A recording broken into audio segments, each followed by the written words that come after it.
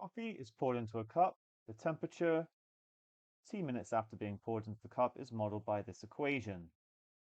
Actually, just going to talk about this. So the left-hand term is a negative exponential.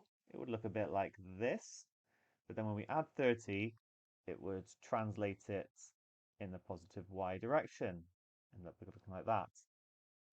Actually, it's not a bad model for what would actually happen when you make a cup of coffee. It's going to converge towards room temperature. That's what this is.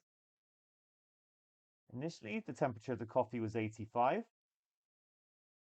State the value of A. So initially, that is when T is equal to 0. So I can say that 85 is, well, e to the 0 is actually 1. So 85 is going to be A plus 30. So A is 55. When you don't have a 30 there, this is always your initial value, but because of the 30, it just changes things slightly. And then initially, the coffee was cooling at a rate of 7.5 degrees Celsius per minute. That actually means well, we can see the gradient is negative. The decrease, or sorry, the rate of change is going to be minus 7.5. So just be careful with that. Because it says it's cooling, it's talking about kind of a negative thing happening. It's going down. But what I'm trying to say is that the rate of change of temperature with respect to time is actually going to be minus 7.5 when t is 0. So that's what we're going to be substituting in a second. We just need to differentiate.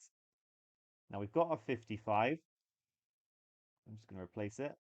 And then when I differentiate e to the kt, I get k e to the kt. So here I'll get minus 55b e to the minus bt, because my k is the minus b. And the 30 disappears when we differentiate. So that means that minus 55b e to the 0, which is again 1, is going to equal minus 7.5. And that's why it's so important to make sure this is negative, or get rid of the negative here, because b is going to be 7.5 over 55.